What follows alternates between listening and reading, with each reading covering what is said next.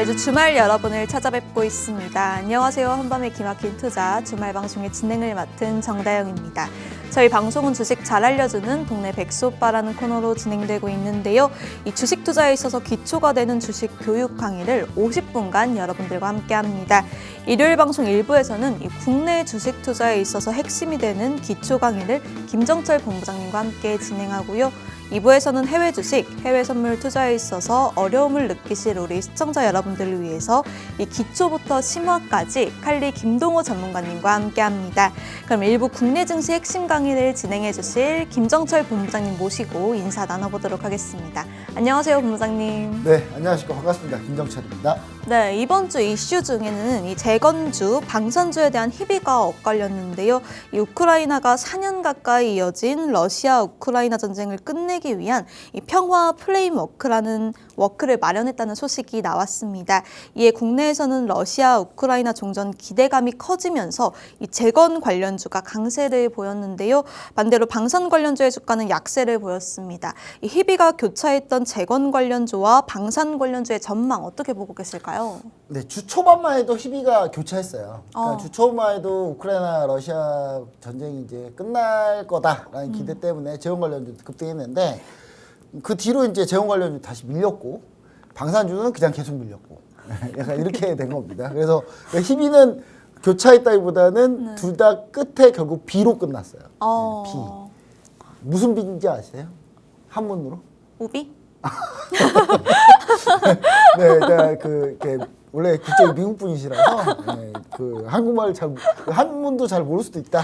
충분히 그렇죠. 감안합니다. 네, 슬플 비죠, 슬플 비. 희, 기쁠 희. 네, 그 한문이 있습니다. 그런 한자가 있어요. 네. 한자라는 건 알고 계시죠? 한자. 알죠. 네, 알겠습니다. 뭐 그런 건데, 자 HD 현대건설기기 한번 차트 한번 보도록 하겠습니다. 보시면은. 지금 이제 이날 이제 급등해서 올라왔는데 이게 뭐냐면 이제 우크라이나 러시아 전쟁에서 최근에 어떤 상황을 이해하셔야 되냐면 젤렌스키 대통령의 측근들이 작은 비리로 이제 문제가 됐습니다. 문제가 됐는데 안 그래도 우크라이나에 대해서 지지율이 안 좋은데 거기서 이제 미국이 이제 휴전안 러시아에서 받아온 휴전안을 이제 우크라이나한테 제시를 한 거죠. 근데 러시아하고 미국하고 일단 협의한 상태에서 줬을 텐데 그 조건 자체가 상당히 우크라이나에 안 좋습니다. 뭐냐면 이제 지금 현재 빼앗긴 영토뿐만 아니라 돈바스 지역 전체를 다 내줘야 되는 상황이고 그다음 우크라이나의 군대가 외국 군대 주둔할 수 없다. 그 말은 즉 무슨 말이냐면 결국은 러시아가 다시 한번 또 쳐들어가겠다는 뜻이랑 똑같아요. 왜냐하면 그렇기 때문에 우크라이나에서 도저히 받을 수 없는 조건인데 그 조건을 받으려고 하고 있죠. 왜냐하면 지금 젤렌스키 대통령의 입지도 안 좋고 근데 이제 우크라이나 국민들이 지지도 안 좋은데 이제 여기서 젤렌스키가 그럼 이거를 받아들일 것이냐 이 부분인데 지금 이제 받아들일 경우 이제 사실상 우크라이나가 패전이고요. 그러면 이제 여기서 이제 재건이 들어갈 수 있느냐에 대한 문제인데 저는 이 재건 관련주는 좋다고 생각하지 않습니다. 왜냐하면 우리나라가 우크라이나 전쟁에 기여를 많이 했어요. 사실은 잘 모르겠지만 우리 시청자분들은 그러니까 미국이 포탄 탄약을 우크라이나 지원하고 그럼 미국의 포탄 탄약이 비었을 거 아니에요? 그럼 우리나라가 채워줬거든요. 같은 걸 쓰니까 5.56mm 탄약, 그다음 120mm, 그다음에 뭐 이런 155mm 포탄 이런 거는 다 우리나라 미국하고 규격이 다 같아요. 우크라이나도 규격이 같고 그러다 보니까 그걸 이제 우리나라 거 썼기 때문에 우리나라도 분명히 지분이 있어요. 근데 문제는 뭐냐면 우리나라가 대놓고 이렇게 지원한 건 아니기 때문에 그 부분이 첫 번째고 두 번째는 뭐냐면 지금 우크라이나 재건 관련주들이 올라가지 못한 이유 중에 하나가 뭐냐면 만약에 우크라이나가 재건해가지고 만약에 재건 사업을 들어갔어요. 근데 그 다음 연도에 또 전쟁 나요. 그럼 어떡할 건데요? 그러니까 지금 뭐냐면 재건을 하고 있는 사이에 러시아가 다시 한번 쳐들어올 수 있다는 거예요. 왜냐하면 지금 그런 징후가 너무 많기 때문에 러시아가 이거 종전은 거의 그냥 식 종전이에요. 러시아 같은 경우. 지금 그걸 이미 독일하고 프랑스가 이미 알고 있기 때문에 독일은 이미 전시체제로 전환했고요. 여러분 독일 전시체제예요. 지금 현재. 그 다음 프랑스는 이번 주에 마크롱 대통령이 전 국민 징병제 지금 실시를 하려고 좀 하고 있어요. 징병제 실시 추가 플러스 프랑스 내에 있는 모든 병원은 내년까지 전쟁 준비해라. 전쟁을 돌입했을 때 사상자가 많이 나왔을 때 병원에서 어떻게 대응할 건지 매뉴얼 만들어라. 하고 있어요. 지금 이건 뭐냐면 전쟁이 날 가능성이 아주 높다는, 물론 정치적 요인도 있어요. 프랑스가 정치적 요인으로 야당들이 이런 부분을 좀 등한시하기 때문에 마크롱 대통령이 약간 공포 분위기 조성하면서 이렇게 하는 부분도 있는데, 지지율 때문에. 근데 사실 아니 땡볕도 연기 안 난다고 사실 이 부분은 러시아가 다시 쳐들어갈 가능성이 있다. 그러면 재건하다가 도망가야 되는 상황이에요. 다시 전쟁 났는데 여러분 다시 재건하겠습니까? 그래서 저는 우크라이나 재건 관련주는 여러분들이 보실 필요가 없다. 근데 다만 HD현대건설기가 이렇게 크게 밀리지는 않았어요. 왜냐하면 크게 오른 것도 없기 때문에. 다 반면에 대동기업 같은 재건 관련주 한번 볼게요. 대동기업 뭐 이런 재건 관련주도 보시면 아시겠지만 이런 종목들은 크게 밀릴 가능성이 있다. 이제 앞으로 또. 근데 물론 한 번 더 올라올 수 있습니다. 왜냐하면 지금 상황이 우크라이나의 협의안을 다시 또 러시아에 가져다 준 거거든요. 미국이. 그러면 이제 러시아가 이걸 받아들이느냐, 아니면 한 번 더 협상하느냐, 뭐 그 정도 남았는데, 그럴 경우 한 번 더 치고 올라갈 수 있지만 이걸 오래 볼 수는 절대 없다. 그렇기 때문에 이 부분을 여러분들이 좀 반드시 감안하셔야 되고, 우크라이나 지원 관련 주제 그래도 내가 꼭 해야 되겠다 하시는 분들은 HD현대인프라코어보다는 어떤 걸 하시면 되냐면 HD현대건설기계를 좀 보시는 게 좋을 것 같다. 이렇게 좀 얘기 드립니다. 그래서 HD현대건설기계는 원래 실적만으로도 현재 주가는 설명이 가능하고요. 그렇기 때문에 만약에 문제가 생겨도 밀려도 크게 밀리지 않는다. 그리고 지금 매수 자리를 들어갔을 경우 여러분들 손절가가 아주 명확하게 깔끔하게 나와버려요. 손절가가 84,500원 정도의 손절가가 나오기 때문에 시청자 여러분 반드시 요거는 반드시 기억하시고, 지금 접근할 만한 포인트로 단기적인 수익은 얻을 수 있겠지만 리스크도 분명히 고려해야 된다. 그 다음 방산주 보시면, 방산주는요, 하나에어로스페이스가 사실 방산주 대장인데 최근에 주가가 이렇게 안 좋습니다. 안 좋은데 지금 이날 11월 27일 날 누리호 4차 발사 성공하면서 또 올라왔거든요. 올라왔는데 이거 또 밀려버렸어요. 근데 저는 하나에어로스페이스는 지금 구간이 매수 구간이다라고 다시 한번 얘기 드립니다. 곧 수주 나옵니다. 곧 수주 나오기 때문에 이 수주가 이제 방산 수주가 한두 개가 나오면 방산주가 다 같이 다시 갈 수 있어요. 그 부분을 여러분 생각하셔야 된다. 그래서 방산주, 그 다음 조선주, 오늘 조선주도 조정받았거든요. 하나오션 마찬가지고, 물론 하나오션 지금 폴란드 잠수함 사업 수주 실패했습니다. 폴란드가 결국 스웨덴 잠수함 선택했는데 우리 그거 별로 관심 없어요. 캐나다 잠수함 사업 관심 있으니까 캐나다 잠수함 사업이 우리가 될 가능성이 아주 높기 때문에 저는 지금 조선주 구간도 매수 타점이다. 이렇게 좀 얘기 드리고, 여러분들이 지금 이때가 무서워서 못 사면 조선주 절대 못 삽니다. 그렇기 때문에 시청자 여러분 반드시 조선 방산주 지금이 기회라는 걸 다시 한번 얘기 드리도록 하겠습니다. 네, 재건 관련주는 당분간 볼 필요가 없다라고 말씀하시면서 그래도 볼 거면은 HD 현대건설 기계를 단기적으로 짧게 보면 될 것 같다고 말씀해 주셨고요. 지금은 방산주와 조선주가 좋다고 하는데 이 정확한 종목명과 매수 매도 타점 알고 싶으신 분들 하단 QR코드 스캔하시고 들어와 주시길 바랍니다. 그리고 제가 하나를 빼먹었네요. 네, 어떤 거죠? 네, PD 정보 빼먹었어요. 히든 정보 하나 있습니다. 네, QR코드 스캔하고 들어오시면 제가 제공해드릴 히든 정보 한번 보시면은, 자, 방산주입니다. 방산주고요. 우주항공 관련주이기도 합니다. 이번에 발사한 누리호 4차 발사한 그 발사체를 여기서 만들었어요. 여기서 만들었고, 그 다음 KF-21 전투기 역시 여기서 하고 있고, 최근에 아랍에미리트가 이 사업에 참여 가능성이 아주 높다. 전 거의 확정이라고 봐요. 네, 거의 확정이라고 보고 있고, 프랑스가 최근에 전시체를 전환한 상태죠. 그리고 누리호 4차 발사까지 성공하면서 민간 우주항공 시대를 열었다. 그래서 이 종목이 그 핵심의 핵심이다. 이렇게 보시면 좋을 것 같고요. 최근에 다른 방산주와 달리 상당히 주가가 견조합니다. 지금 기관이 순매수가 어마어마하게 들어오고 있는데 이 부분을 여러분들이 감안하시면 이 종목은 충분히 지금이라도 접근 가능하다. 이렇게 좀 보고 있을 수 있고요. 아래 하단 QR코드가 있죠. QR코드 기본 카메라에서 스마트폰에서 기본 카메라 어플 실행해가지고 갖다 대기만 하시면 이 종목의 종목명, 그 다음에 투자 전략 바로 볼 수 있다. 반드시 함께 하시기 바랍니다.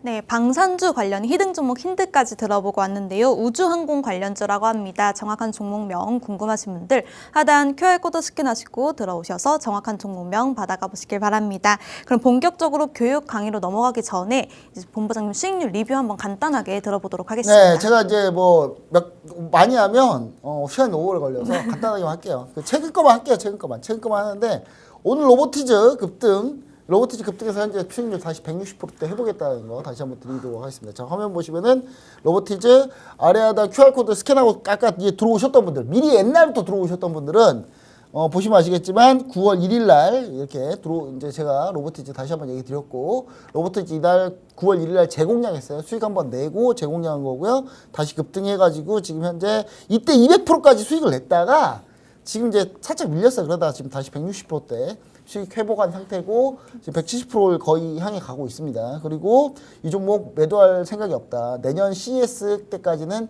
절대 매도할 생각이 없다라는 거 다시 한번 얘기 드릴게요. 로봇 관련주 지금이 기회다라는 거 다시 한번 얘기 드리고, 조정받을 때 반드시 관심 가져셔야 됩니다. 그럼 조정받을 때 여러분들 하시려면 어떻게 되겠습니까?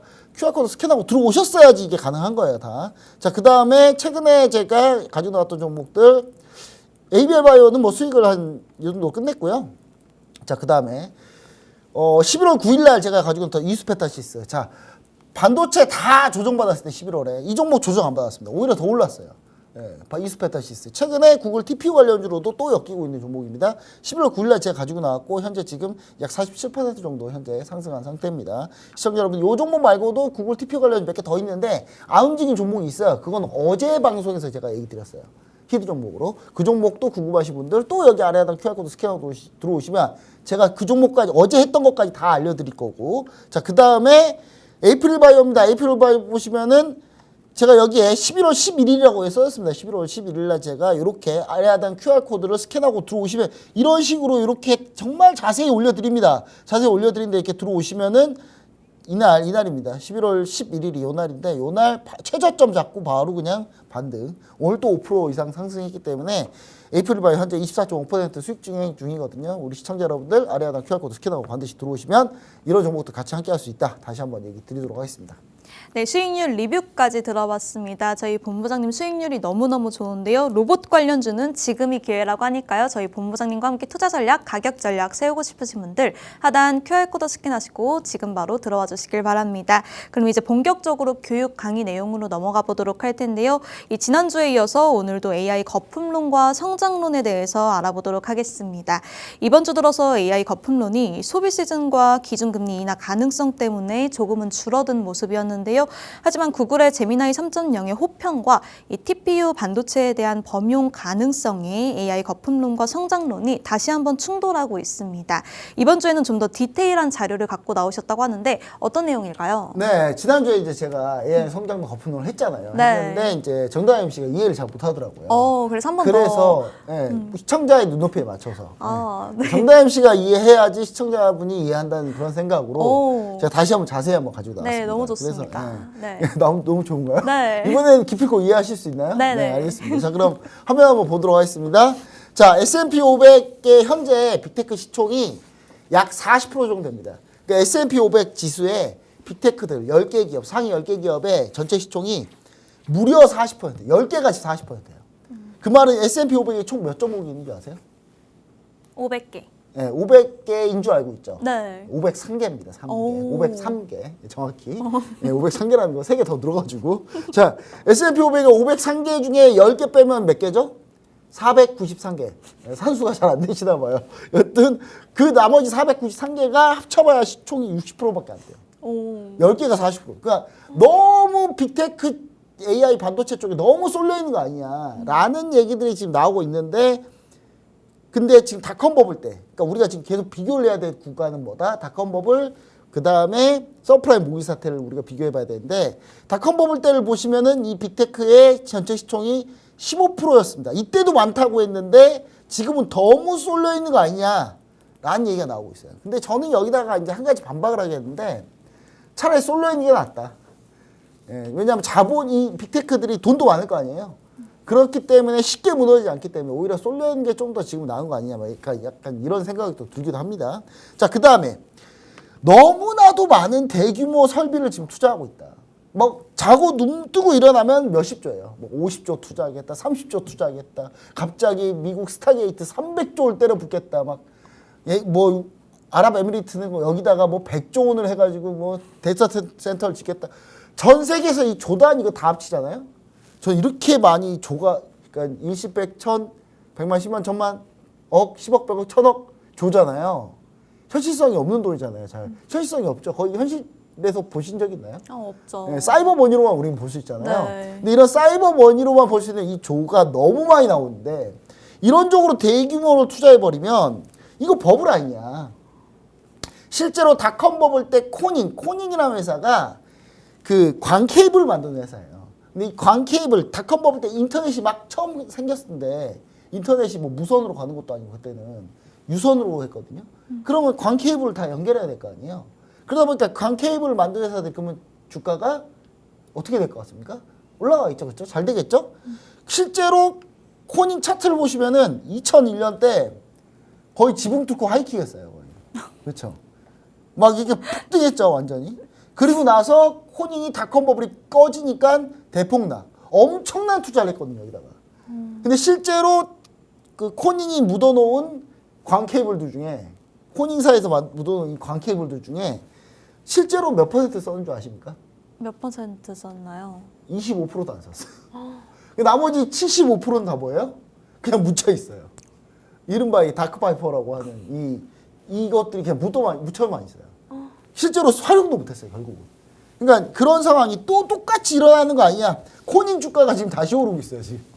왜냐? AI 하면서 결국 또 케이블을 이어야 되니까. 그러다 보니까 이 코닝 주가를 보면 이거 다시 거품 아니냐? 이런 거품론의 근거가 하나 또 있고요. 그 다음 또 하나는 뭐냐면 기업 가치를 부풀리는 순환 투자가 너무 많다. 그러니까 뭐냐면 지금 이제 화면을 제가 보여드릴 텐데 자, 오픈 AI는 엔비디아한테 칩을 구매하죠. 근데 엔비디아는 또 오픈 AI $1,000억 투자해요. 브로드컴도 역시 오픈 AI가 칩을 구매하고 얘네가 또 갖다 쓰고 AMD는 또 지분 주고 AI 칩 사고 서로 거래가 왔다 갔다 하고 있어요. 대표적인 게 최악이 뭐냐면 코어이브인데 코어이브는 엔비디아한테 칩을 삽니다. 그러면 엔비디아 GPU 칩을 샀겠죠? 근데 그 코어이브는 그 엔비디아 GPU 칩 산 거 가지고 은행한테 대출을 받아요. 야, 이거 담보로 대출 좀 해줘. 그럼 은행에서 돈을 주겠죠, 다시. 돈 주면 그 돈 가지고 다시 뭐예요? 다시 엔비디아 칩 사요. 엔비디아 칩 사 갖고 오면 다시 야, 엔비디아 칩, 야, 요거 담보로 돈 빌려줘. 이걸 무한반복하고 있어요, 지금. 그렇게 해서 지금 돼 있는 돈이 대출받은 돈이 약 코어이브 포함 이 네오클라우드 업체들 총 합쳐서 한 30조 됩니다. 근데 이거 완전 거품. 그러니까 이건 뭐가 깨지면 깨져요? GPU 가격이 떨어지면 이 논리는 다 깨져요. 이제. 그렇지 않겠습니까? GPU를 가지고 담보로 대출을 했는데 그럼 담보력이 떨어지잖아요. 그럼 상환 요청하겠죠. 근데 코어이브가 그 돈을 못 갚으면 망하겠죠. 망하면 GPU 또 못 사죠. 못 사면 GPU 가격이 떨어지죠. 똑똑하게 이게 될 가능성이 높다. 자, 보시면은 이게 옛날에 서프라임 사태 때 CDS 프리미엄, 그러니까 크레딧 디폴트 스왑에 관련된 이 CDS 관련 계약하고 똑같은 거 아니냐. 서프라임 2008년 서프라임 글로벌 금융위기 사태 때 A은행, B은행, C은행, D은행, E은행 은행들끼리 서로 전부 다 순환 투자돼 있었어요. 전부 다. 근데 여기서 하나 무너지면 괜찮은데 두세 개가 무너지면 이 무너진 것 때문에 나머지 하나가 무너져요.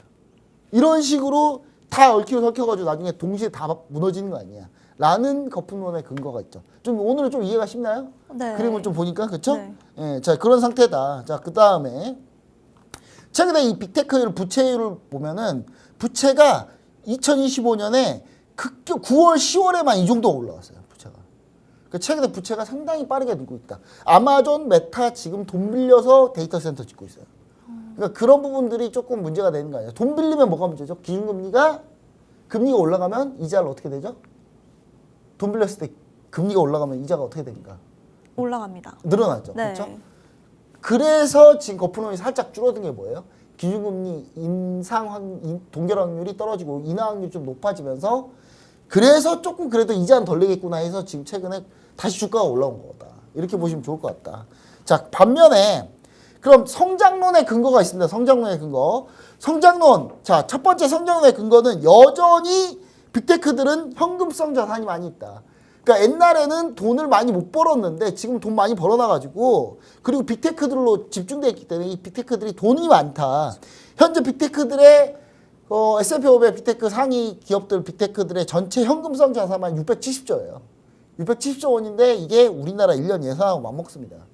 근데 닷컴 버블 때는 이런 회사들이 다 빅테크들이 아니었고 전부 다 신생 스타트업이었던 거예요. 그러니까 신생 스타트업이니까 오래 돈이 없으니까 문제가 생길 때 많이 못 버텼던 거죠. 그래서 이거하고 근본적으로 다르다. 그 다음 두 번째는 수익화 모델이 안정적으로 진행되고 있다. 현재 오픈 AI, 챗GPT 쓰고 있는 사람은 돈 내고 쓰는 사람 많거든요. 그래서 실제로 그렇게 수익 모델이 안정화되어 있고 수익 모델이 이미 갖춰져 있는 상태가 많은데 닷컴 버블 때 이커머스 같은 경우는 그냥 커머스만 올려놓고 사람만 많이 왔다 갔다 하지 이걸로 돈 버는 게 거의 없었거든요. 그거랑 봤을 때 좀 차이는 있다.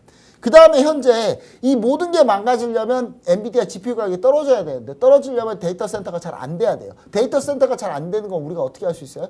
데이터 센터를 지어놓고 여기다가 AI 쓰세요 하고 전부 다 갖춰놨겠죠, 서버를. 그럼 사람들이 와서 AI 소프트웨어 회사들이 우리 이거 쓸게요 해야 될 거 아니에요. 그럼 임대하는 거예요. 근데 이런 임대가 다 차 있으면 괜찮은 건데 임대가 안 차 있으면 공실률이 높으면 그만큼 안 좋은 거겠죠. 근데 지금 현재 데이터 센터 공실률이 5에서 6%대고 미국의 핫한 지역은 진짜 데이터 센터가 어느 정도냐면요. 아직 짓지도 않았는데 이미 다 임대 끝났어요. 그러니까 이런 상태예요, 현재는. 현재 이런 상태인데 아직 이 부분이 그러면 아직 버블은 아니지 않냐. 이런 얘기들입니다. 그래서 이제 관련된 내용 보면 빅테크들의 현금성 자산 비중인데 이거 비중입니다. 금액이 아니라. 비중이 오히려 줄은 거 아닙니까? 빅테크들이 이익이 더 많이 성장해서 시가총액이 더 올라간 상태에서 비중이 요만큼이라는 거예요. 그러니까 이게 시가총액이 올라가서 비중이 이렇게 줄어들어 보이는 거지 사실 금액은 계속 늘어나고 있다. 현금성 자산 비중은 계속 늘어나고 있다. 이렇게 좀 보시면 좋을 것 같다. 이렇게 좀 얘기 드리고요. 자, 내용 연수하고 그 다음에 지금 현재 매출 채권 그 다음에 감가상각 이슈가 있는데 요거는 보시면 아시겠지만 내용 연수는 제가 봤을 때는 코퍼칩을 5년째 지금 쓰고 있어요. 내용 연수가 2년밖에 안 된다. 2년이면은 비용을 2년에 때려 넣어야 되니까 당장 실적이 안 나오는 거 아니냐라고 생각할 수 있겠지만 지금 호퍼칩 엔비디아의 첫 번째 나왔던 반도체 칩인 호퍼칩조차도 현재 지금 5년째 쓰고 있는데 이게 내용연수 2년은 말이 안 된다. 그 다음에 엔비디아 매출 채권은 정부 투자 들어가면 빠르게 해소가 가능하기 때문에 AI 성장률 최근에 나왔던 버블론의 두 가지도 크게 이슈는 되지 않는다. 이렇게 좀 보시면 좋을 것 같고 현재 지금 보시면은 각 빅테크들의 디프리시에이션 그러니까 감가상각 유스풀 라이프 내용연수거든요. 보시면은 현재 지금 이 5.5년 메타는 5년, 구글 6년, 오라클 6년, 마이크로소프트 6년, 아마존 5년으로 이렇게 잡혀 있습니다. 그래서 내용연수 2년으로 줄인다는 거는 마이크로소프트의 일부 부분만 한 거니까 그걸 너무 확대해서 가긴 그렇다. 그런 내용입니다. 그래서 여러분들이 좀 근데 다만 뭐가 있냐면 무조건 AI 거품은 피할 수 없다라는 겁니다. AI 거품 피할 수 없는 게 뭐냐면 이게 군비 축소 게임이라는 걸 보시면 아시는데 이게 뭐냐면 나하고 적이 있어요. 나하고 적이 있는데 군비가 적으면 무조건 지는 거고 군비 많으면 무조건 이긴다고 치면은 보통 이걸 하려면은 서로 군비가 적을 때 가장 효용이 커요. 내가 군비 축소하고 적이 군비 축소하면 3, 3으로 효용이 6이죠. 이걸 파레토 최적이라고 하는데 보통은 이걸 절대 선택 안 합니다. 다 뭘 선택해요? 왜냐면 내가 군비 축소해서 상대방이 군비 늘려버리면 난 죽잖아요. 그렇기 때문에 둘 다 군비를 늘리려고 하고 둘 다 확장하려고 해요. 이게 바로 지금 AI 상태예요. AI 내가 지금 여기서 투자 안 하면 밀린다는 생각을 하고 있기 때문에 모두 다 투자를 더 오버스럽게 합니다. 그럴 수밖에 없다는 거예요. 그래서 현재 군비 축소 게임 보시면 나하고 적이 모두 다 확장밖에 안 한다. 그럼 효용은 4밖에 안 되죠. 이렇게 되면 결국 AI 거품은 피할 수 없다는 건 이건 진리입니다. 근데 지금은 아니라는 거죠. 그래서 보시면은 제가 그래서 관련주를 가지고 나왔는데 지금 아니기 때문에 우리는 전력 관련주를 우리 다시 한번 볼 필요가 있다. 전력 관련주 중에 발전소 관련주 좀 보셔야 되는데 원전 관련주, 천연가스 발전 관련주, 기자재 관련주로 이 종목이 있는데 현재 발전소 부품 관련주고요. 사상 최대 실적인데 주가가 밀렸어요. 지금 AI 계속 하게 되면 결국 전력이 필요하고 전력 필요하면 그 발전소 지어야 되기 때문에 내년 근데 이 기업이 미국에 진출하려고 하고 있는데 만약 미국 진출 확정되면 수주 2조 원 돌파인데 이러면 주가가 진짜 너무 쌉니다. 지금도 기회다라는 거 다시 한번 얘기 드리면서 아래 하단 QR코드 스캔하고 들어오시면 이 종목이 뭔지 정확히 다시 한번 얘기 드리도록 하겠습니다. 네, AI 거품론의 근거와 성장론을 자세하게 설명해 주시면서 관련한 히든 종목 힌트까지 들어봤습니다. 이 히든 종목의 정확한 종목명 궁금하신 분들 하단 QR코드 스캔하시고 들어오셔서 이 히든 종목의 정확한 종목명까지 받아가 보시길 바라고요. 그럼 지금까지 김정철 본부장님과 함께 이 국내 주식 알아봤는데요. 잠시 뒤 2부에서는 이 해외 주식, 해외 선물을 기초 교육 강의해 주실 칼리 김동호 전문가님 모셔보도록 하겠습니다.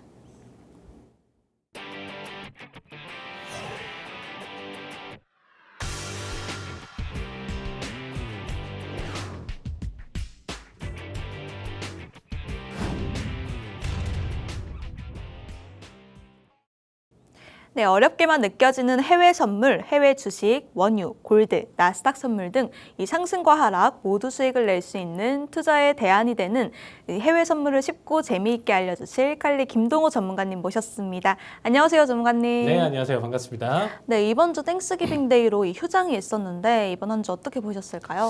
사실상 이번 주는 좀 쉬어갔었던 한 주였다라고 좀 보시면 되겠습니다. 뭐 큰 낙폭이나 내용 자체는 없었고요. 일단은 뭐 시장 관전평으로 일단 좀 간단하게 설명드리면 한 주 기준으로 일단은 좀 반등 흐름 자체를 좀 보여줬었던 시장 흐름이었죠. 거기에 따라서 제미나이에 대한 이슈 내용 자체를 또 강력하게 받아주면서 구글 위주로 해서 어떻게 보면 주도적인 상승 흐름 자체를 보여줬었던 한 주였습니다. 특히나 이제 아나운서님 제가 저녁마다 라이브 방송을 또 진행을 하잖아요. 그러니까 이제 실전 대응이나 내용 자체를 좀 가져가는데 차차 좀 되게 좀 재밌었어요. 이게 어떤 느낌이냐면 엔비디아 같은 경우는 우리나라 기준으로 본다면 좀 삼성전자 같은 개념인 거죠. 따지고 보면. 그러면 삼성전자 주가가 6%가 만약에 오른다라고 했었을 때 코스피 지수가 6%는 아니어도 적어도 3%, 4%는 쫓아 들어가겠죠. 네. 이해되시죠? 삼성전자가 6%나 올랐는데 만약에 삼성전자가 10% 올랐는데 코스피가 뭐 1% 미만 올라가는 거 보셨나요? 없을 거예요. 네. 지수적인 측면이나 내용 자체를 본다면 그렇게 강력하게 어떻게 보면 비중 차지를 많이 하는 기업이 월등히 올라오면 사실상 그 나머지 부수적인 기업들까지도 같이 동반 상승을 보여줄 거고 시장 전반적인 수급 자체가 올라가는 형태를 보여준다는 거죠. 근데 이제 좀 특이점을 좀 설명드린다라고 하면 올라갈 때는 웬만해서 다 똑같아요. 그러니까 엔비디아가 뭐 5%, 10% 만약에 올라간다라고 하면 지수는 당연히 2%, 3% 이상까지도 받쳐주고 그 이상까지도 받쳐주는 결과를 보여준다라는 거죠. 근데 역으로 엔비디아가 이번 주에 6%에서 7%까지 빠졌거든요. 본장 시작했을 때 7%대까지 하락하는 움직임에서 지수가 0.5%, 1%밖에 빠지질 않았었어요. 특이하죠. 이게 못 따라가는 거예요. 그러니까 이 하락에 대한 내용 자체. 근데 그 상황에서 구글이 받쳐주고 있어요. 그러니까 오히려 구글 반등이 이 원래 더 강력한 전반적인 시장 하락이나 내용 자체를 막아줬다. 그러니까 이번 한 주는 어떻게 보면 이 제미나이에 대한 이슈 내용 자체가 시장 기준으로 본다라고 했었을 때 받쳐주는 한 주였다.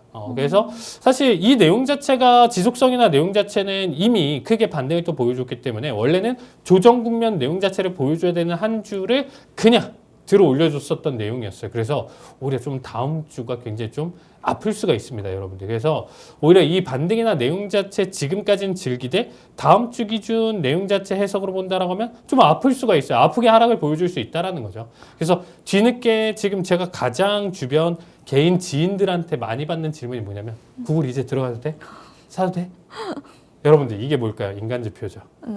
고점에서 나와주는 어떻게 보면 마지막 불꽃을 태우기 위한 개인들의 매수세 이 부분이 결국에는 나락으로 가는 결과를 좀 보여주다 보니까 뭐 꼭 제가 얘기 드리는 게 맞지는 않아요. 그래서 오늘 준비한 교육 내용을 통해서 일단 빅테크 내용들 한번 좀 점검을 해보고요. 혹시 아나운서님 일단은 좀 궁금했던 종목들 내용까지도 일단 한번 좀 담아 볼 테니까 오늘자 교육 내용 끝까지 채널 고정해 주시고 많은 시청 부탁드리도록 하겠습니다.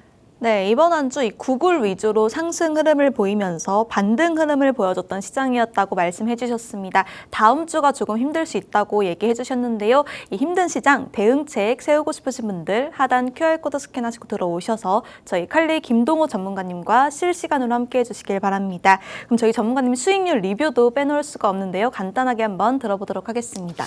네, 일단은 최근 히든 종목 기준으로 본다라고 하면 제가 이제 토요일 방송에서도 좀 설명드렸었지만 코카콜라 같은 경우가 지금 일단 상승세가 굉장히 좀 좋아요. 그래서 이미 지금 현재 10%대 계속적으로 또 보여주면서 상승세 내용 자체 계속적으로 또 유지를 해주고 있는데 사실상 이제 채널 라인대를 좀 그려가면서 넘어가는 움직임이다 보니까 단기적으로 지금 현재 조정이나 이런 모습을 조금 보여줄 수 있는 자리값이다라고 보시면 될 것 같습니다. 현재 구간대 내용 자체 조금의 더 상승 흐름 자체를 보여준다라고 하면 절반 정도 좀 덜어낼 예정이고요. 이 지금 현재 채널 파동 내용 자체 해석으로 좀 넘어갈 가능성이 있다 보니까 한 번 더 고점 내용 자체 지금 일단 돌파를 하면서 74, 75 정도 부근대에서는 한 번 또 다시 70 초반대까지 강력한 또 조정 내용 자체를 받아줄 수 있으니까 코카콜라 흐름 자체는 이렇게 좀 봐주시면 될 것 같고요. 지금 계속적으로 좀 타이밍을 계속 노려보고 있는 좋은 종목 중에 하나가 뭐냐면 노보노디스크입니다. 최근에 이제 좀 안 좋은 이슈나 내용 자체를 좀 받쳐주면서 추가 저점 하락 내용 자체를 보여줬었는데 이게 저는 오히려 이제 기회라고 생각하고 있어요. 그래서 자리값 타이밍이나 내용 자체는 다시 한번 좀 볼 테니까 이거 사실상 이 방송에서 공개했었던 히든 종목이었습니다. 그래서 지금 좀 설명드리는 거고 지번호바 같은 경우는 오히려 지금 지속적인 횡보 장세를 보여주지만 다시금 이전 고점 내용 자체를 지금 좀 회복하려는 모습까지도 그려지고 있는 상황이기 때문에 사실상 이제 지번호바 같은 경우는 조금 더 매수 홀딩 내용 자체 계속적으로 좀 보여줄 수 있다라는 점 설명드리고요. 마지막으로 이제 SMR까지 일단 좀 본다라고 하면 야, 최근 하락이 좀 말도 안 되게 57까지 갔었던 종목이 19달러대까지 오히려 이제 저점까지 본다라 16달러대까지 지금 완전 대폭락을 했어요. 소형 모듈 리액터 지금 현재 시장에서 가장 또 주목받으면서 상승 탄력을 보여줬었는데 이렇게까지 급락을 보여준다는 거는 단기적으로 매수 타이밍을 또 볼 수 있는 좋은 자리값이기 때문에 사실상 꼭 장기적인 흐름만 끌고 가는 건 아니잖아요. 우리가 종목적으로 본다라면 단타성 대응도 좋기 때문에 이 종목만큼은 그래도 단타성 대응이 굉장히 좀 어울리는 종목이다 보니까 좋은 자리값 타이밍 나와준다라고 하면 QR로 참여를 해주셨을 때 이 혜택 야간 시간에 제가 브리핑을 드리니까 이 부분 혜택 받으시고 싶으신 분들은 꼭 QR로 참여해 주시면 좋을 것 같습니다. 네, 수익률 리뷰까지 들어봤습니다. 이번 주 역시 좋은 수익률을 보여주셨는데요. 저희 칼리 전문가님과 함께하고 싶으신 분들 하단 QR코드 스캔하시고 들어오시면 저희 칼리 전문가님이 항상 실시간으로 함께 대응해 주시니까요. 스캔하시고 들어오셔서 실시간으로 함께해 주시길 바랍니다. 그럼 이제 본격적으로 교육 강의 내용으로 넘어가 보도록 할 텐데요. 오늘은 그랜빌의 8가지 법칙 교육 강의를 해주신다고 하는데 이 법칙 어떤 걸까요? 네, 일단 좀 단순해요. 단순한데 우리가 이제 뭐 다우 이론이라든지 엘리엇 파동 이론이라든지 사실상 이런 내용들을 근거로 해서 새로운 법칙이나 내용 자체를 이제 좀 만든 사람인데 어떻게 보면 이제 되게 오래 과거에 있었던 내용이에요. 과거에 있었던 트렌드나 지금 현재 기준으로 본다라고 하면 조금 뒤처질 수는 있지만 우리가 큰 그림이나 내용 자체 우리가 주가에 대한 변동성은 지금 현재 5년, 10년, 100년 동안 결국에는 이러한 파동 흐름이나 내용 자체를 계속적으로 가져가고 있죠. 그럼 그 안에서 어떻게 보면 성공적인 해석이나 내용 자체 그리고 그때 만들어냈던 이론이라든지 법칙이 지금까지 사용이 된다라고 하면 이 법칙 같은 경우는 뭐 절대 법칙은 아니어도 사실상 굉장히 활용도가 높다라는 것만 한번 좀 알아두시면 좋을 것 같습니다. 특히나 이제 제가 좀 또 좋아하는 내용 중에 하나예요. 왜냐면 사실 100%라는 거 없는 시장에서 절대 법칙이 아닌 우리가 좀 해석을 바라봤었을 때 나쁘지 않은 그리고 현재 추세에 대한 대응 그리고 단기적인 해석 이런 모든 부분들을 아우를 수 있기 때문에 그랜빌의 법칙에 대한 내용 자체는 여러분들이 좀 알고 가시면 좋을 것 같습니다. 자, 일단 뭐냐면 주가와 이동평균선의 관계를 이용한 매매 법칙이라고 보시면 될 것 같아요. 이 그랜빌이라는 사람이 어떻게 보면 우리가 알고 있는 이 가격 이동평균에 대한 내용 자체 이 수학적인 평균 내용 자체를 주가로 접목시켰었던 사람이라고 보시면 될 것 같습니다. 그래서 그렇게 접목을 시키고 나서 본인이 매매에 대한 원칙이나 내용 자체를 만들었는데 그 부분이 어떻게 보면 창시자랑 다름이 없기 때문에 그러다 보니까 이 사람에 대한 말이나 내용 자체 해석을 가져가면서 지금까지 좀 널리 사용을 하고 있다. 그래서 내용 자체 해석은 굉장히 좀 간단합니다. 자, 주가는 이동평균선에서 멀어지려는 힘과 그리고 이 멀어지려는 힘 자체를 우리가 좀 어떻게 또 다르게 해석을 좀 본다라고 하면 관성의 법칙, 추세에 대한 내용 자체를 지속적으로 계속 올라가려는 힘은 계속 올라가고 떨어지려는 힘 자체는 계속적으로 외력이 없는 상황에서는 계속적으로 떨어진다. 사실상 이전에 다우 이론을 조금 더 참고했었던 내용이라고 보시면 될 것 같고요. 거기에 따라서 이제 되돌아가려는 힘, 우리가 좀 되돌림 힘, 이격도 발생했었을 때 이런 내용 자체를 반복을 한다. 이거는 결과론적인 내용 자체를 보고 나서 이런 이론이나 법칙을 가져왔다라고 보시면 좋을 것 같습니다. 자, 8가지 법칙인데요. 총 4가지 매수 법칙과 그 반대 해석으로 넘어가는 것. 그대로 뒤집으면 매도 해석 4가지 법칙 이렇게 해가지고 총 8가지 법칙을 가져간다라고 보시면 좋을 것 같아요. 자, 일단은 지금 현재 1법칙 같은 경우는 지금 현재 매수에 대한 내용 자체 해석인데 이게 어떻게 되냐. 이동평균선을 상향 돌파를 하는 건데 주가가 이동평균선 아래에서 위로 돌파할 때 그리고 이동평균선도 하락이나 중립 기준으로 상승으로 전환할 때 그래서 공포에서 지금 현재 기대로 전환하는 내용이고 추세 초기 진입이고 강력한 매수 시그널을 가져간다라고 보시면 될 것 같습니다. 자, 무슨 말인지 모르실 수도 있는데 자, 간단하게 좀 설명드린다라고 하면요. 이런 자리예요. 우리가 뭐 뉴스케일 파워 차트로 일단은 좀 살펴보면서 가져가겠습니다. 자, 지금 현재 사실상 60일, 120일 뭐 여러 가지 이평선을 사용을 하는데 그랜빌 같은 경우는 200일선을 좀 기준으로 좀 많이 본다라고 얘기를 해요. 장기 이동 평균선이면서도 그만큼 지지나 저항 혹은 돌파에서 나와줄 수 있는 매매 포착 타이밍이나 이런 부분들이 사실상 어떻게 보면 장난질이나 이런 부분들, 휩소 영역이나 이런 부분들을 조금 많이 걸러낼 수 있기 때문에 이 내용 자체를 활용을 하면서 장기적으로 사용을 했다라고 얘기를 하고 있습니다. 우리가 일봉상 차트에서 어떤 느낌이냐면요. 간단하죠. 장기 평선인 200일선 흰색 선입니다. 200일선이 흰색 선인데 여기를 하락을 보여주고 있는 상황인데 여기서 돌파를 보여주고 있죠. 돌파를 깨고 있는데 여기서도 이제 추세를 전환을 한다. 그럼 이 구간대가 뭐다? 매집, 매수 타이밍이다. 제가 이 구간이 선생님 언제였었냐면요. 이전부터 해가지고 제가 처음으로 여의도 강연회 때 이 뉴스케일 파워를 설명을 했었던 자리값이었습니다. 6달러였던 게 56달러 때까지 올라왔죠. 뉴스케일 파워는 우리 몇 년 전부터 계속적으로 좀 설명드렸었던 종목이고 계속적으로 이제 상승 흐름 자체를 많이 보여줬었는데 이 구간대에서 상승 흐름 자체를 보여준다. 그러니까 지금 가격이 지금 현재 가격 지금 캔들 움직임이 이평선을 강하게 이탈을 하면서 이평선도 지금 현재 하락에서 중립 상승으로 되돌리는 이런 변곡 흐름 자체 만들어지는 이 구간대가 매수 타이밍이다라는 거예요. 꼭 바로 돌파하는 이 첫 시작 지점이다라고 얘기를 드리는 게 아니에요. 그리고 그랜빌은 상승에 대한 내용 자체가 만들어졌을 때 얘기를 하는 게 뭐냐면 이런 이 주요 이평선을 바닥에서부터 위로 돌파를 하는 시점에서 거래량을 굉장히 중요하게 본다. 거래량이 동반되지 않았다라고 하면 이 상승 돌파는 가짜 돌파일 수 있기 때문에 다시금 하락으로 계속적으로 추세를 이어갈 가능성이 있다. 그래서 거래량에 대한 내용 자체 동반도 굉장히 좀 중요하게 보고 거래량이 지금 높은지 안 높은지 어떻게 하나요? 지금 절대적인 값은 정해져 있지 않아요. 지금 최근에 대한 데이터, 과거 데이터 대비 기준으로 지금 현재 거래량이 좋냐 나쁘냐 이런 부분들로 우리가 좀 상대값으로 판단을 한다라고 보시면 좋을 것 같습니다. 자, 거기에 따라서 이 법칙 내용 자체도 이번에는 이동평균선 지지 매수예요. 눌림목 매수인데 사실 이 내용 자체로 알고리즘이나 이런 부분들 자동 매매 프로그램이 이쪽에서 조금 잘 돼 있다고 보시면 될 것 같아요. 이동평균선에 대한 눌림, 지금 현재 지지를 받았을 때 재차 다시금 올라가는 형태를 보여준다라고 보시면 될 것 같은데 이게 뭐냐면 가끔가다 이런 거죠. 급등하는 종목들 내용 자체 이렇게 또 보여주는데 가다가 다시금 이동평균선 급등을 했다가 이렇게 크게 조정을 받으면서 이동평균선 라인대로 회귀를 한다는 거죠. 그러니까 이 부분대에서 지지받는 모습을 보여준다라고 하면 여기 부분대에서 매수를 해서 여기 상승을 가져간다. 이런 개념으로 간단하게 접근을 할 수가 있습니다. 그럼 뭐 이동평균선 지지를 보다가 확실하게 깨지는 형태나 내용 자체가 나와줬을 때 이제 여기서 어떻게 보면 손절 타이밍이나 내용 자체를 바라볼 수가 있겠죠.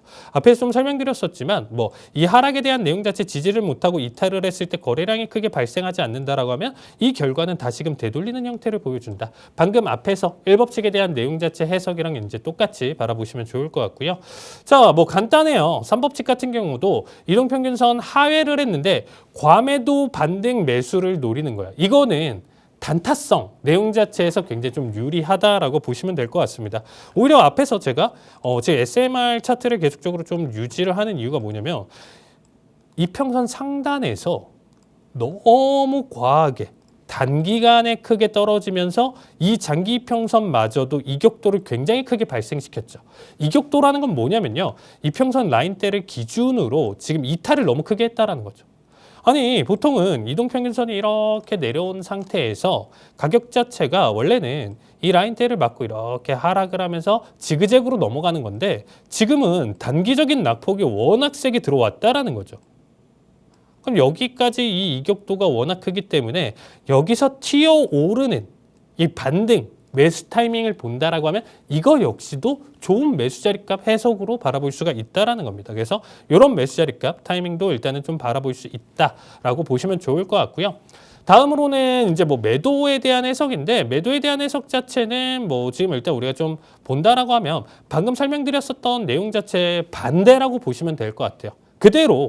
그대로 주가가 이동평균선 위에서 아래로 뚫고 넘어갔었을 때 지금 같은 결과겠죠. 따지고 본다라고 하면. 그래서 이 구간대에서 이제 하락 결과 숏을 투자를 하든지 기존 포지션을 정리를 하든지 우리가 주식 기준으로 본다라고 하면 매도 그리고 선물이나 일단은 우리가 뭐 하락에 대한 투자 ETF 이런 관점이나 내용 자체로 접근할 수 있는 내용 자체로 지금 타이밍을 볼 수 있는 자리값이라고 보시면 되겠죠. 그래서 이 두 가지 관점 내용 자체 해석으로 보시면 될 것 같고요. 똑같아요. 이동평균선도 기울기가 이제 하락으로 되돌리면서 넘어가야 되는 거고 기대, 불안, 공포 이렇게 심리 자체가 변화를 하면서 급락 내용 자체를 좀 보여주다 보니까 지속적으로 크게 상승을 계속적으로 가져가는 종목들도 이런 구간대에서는 우리가 좀 정리나 내용 자체 타이밍을 좀 볼 수가 있다라고 보시면 되겠습니다. 하락 중 주가가 이동평균선까지 반등을 했지만 돌파 못하고 하락하는 결과값도 만들어질 수가 있습니다. 이런 데이터들은 일단은 우리가 좀 다른 종목들을 한번 좀 살펴보면 좋을 것 같은데 뭐 사실 끼워 맞추기식은 아니에요. 끼워 맞추기식으로 지금 일단 좀 설명드리는 게 아니고 자 나스닥 기준으로 한번 좀 설명드릴게요.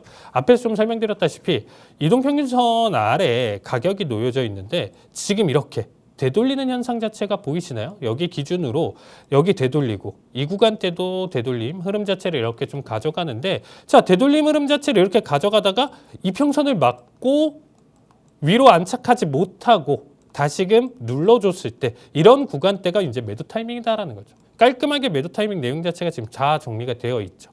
그래서 사실 201선이나 내용 자체를 지금 일단 좀 판단해서 본다라고 하면 사실 우리가 좀 안 맞아 떨어질 수도 있어요. 그리고 이제 좀 매매 타이밍이나 내용 자체가 우리가 최꼭대기에서 이제 좀 바라본다라고 하면 좋은 자리값에서 매도 타이밍을 보는 게 아니고 어깨보다 조금 더 우리가 어깨에 팔아라라는 얘기가 있지만 주식 경험이 있지만 어깨보다는 제 생각에 좀 팔꿈치가 될 수도 있을 것 같아요. 그래서 당연히 머리에 팔면 좋지만 최고점에서 파는 거는 사실 운이 좋아야 돼요. 누가 알아요?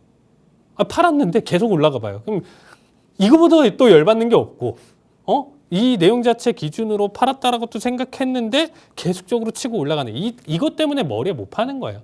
충분한 조정이나 내용 자체에서 이제 포기를 해야지 하는데 누군가는 조금 더 영리해서 귀 밑에서 파는 거고 누군가는 이제 조금 더 나는 이제 좀 보수적으로 지켜볼 거야 하면 어깨에서 파는 거고 더 보수적으로 지켜보면 이제 몸통까지 내려오겠죠. 그래서 뭐 수익률이 100%까지 가져갔다가 진짜 30% 20%까지 떨어지는 경우도 굉장히 좀 많습니다, 여러분들. 그래서 이 내용 자체는 사실상 우리가 확실하게 이 내용이 이제 절대 법칙은 아니지만서도 그동안 배웠었던 여러 가지 추세선, 마디선, 피보나치 해석들 그리고 여러 가지 보조 지표들을 좀 결합해서 타이밍을 좀 볼 수 있으니까 이런 경우의 수 내용 자체를 좀 봐주시면 될 것 같고요. 그랜빌의 법칙에 대한 내용 해석은 이 정도 해석으로 좀 보시면 될 것 같아요.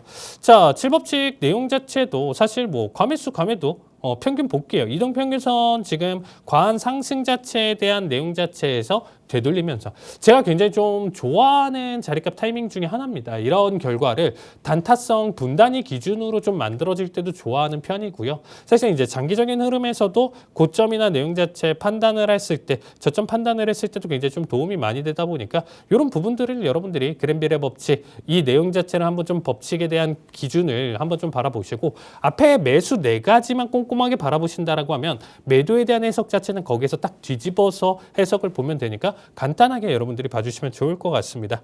자, 그래서 일단은 뭐 최근에 좀 나와줄 수 있는 내용 해석 중에 대표적인 내용들 지금 일단 뭐 구글이나 뭐 테슬라 이런 종목들 좀 간단하게 좀 빠르게 한번 좀 바라볼게요. 자, 구글 같은 경우는 제가 좀 판단을 해봤을 때 고점이에요. 제 기준으로는 고점 라인대고 지금 그랜빌의 법칙 기준으로 좀 살펴본다라고 하면 관상의 법칙은 있다지만서도 200일선과의 이격도가 지금 사상 최대치를 지금 기록하고 있거든요. 그러니까 이격도에 대한 지금 되돌림만 나와준다라고 하더라도 지금 현재 320짜리 값 가져가고 있는 구글 주가가 그냥 200까지 폭락을 할 수가 있어요. 120까지 폭락을 한다는 주가 40% 하락을 보여줄 수가 있거든요. 그래서 이런 부분들 지금 좀 생각해 본다라고 하면 구글 같은 경우는 지금 이격도나 내용 자체가 굉장히 좀 위험하고요. 테슬라 같은 경우는 오히려 지금 이격도 내용 자체 이탈하고 나서 그만큼의 지금 조정을 받아주고 있기 때문에 오히려 조금 더 안정적인 형태를 보여준다라고 볼 수가 있습니다. 마지막으로는 엔비디아 정도 해석을 본다라고 하면 엔비디아도 지금 현재 상승 추세 계속적으로 있다가 이격도 내용 자체 기준으로 거의 다 내려왔죠. 그러니까 지금 180에서 한 155 정도까지만 온다라고 하면 그냥 사면 되는 거야. 아나운서. 맞죠? 그랜빌의 법칙 기준으로 그럼 손절가를 타이트하게 잡고 바라봤을 때 엔비디아는 매력적인 가격으로 올 수가 있다는 겁니다. 구글은 지금 현재 신규 접근은 안 되고 엔비디아는 조만간 타이밍이 나올 수 있다. 여러분들이 이런 식으로 해석을 봐주시면서 가져가시면 될 것 같고요. 자, 그 다음에 뭐 아나운서님 질문을 해주셨던 내용들 한번 좀 빠르게 본다라고 하면 S&T 에너지 같은 경우는 해줄 패턴으로 제가 무너질 수도 있다라고 얘기를 드렸던 내용 자체 거기 딱 맞고 나서부터 계속 빠지고 있죠. 지금 현재 어떤가요? 이 평선 자체가 위험해요.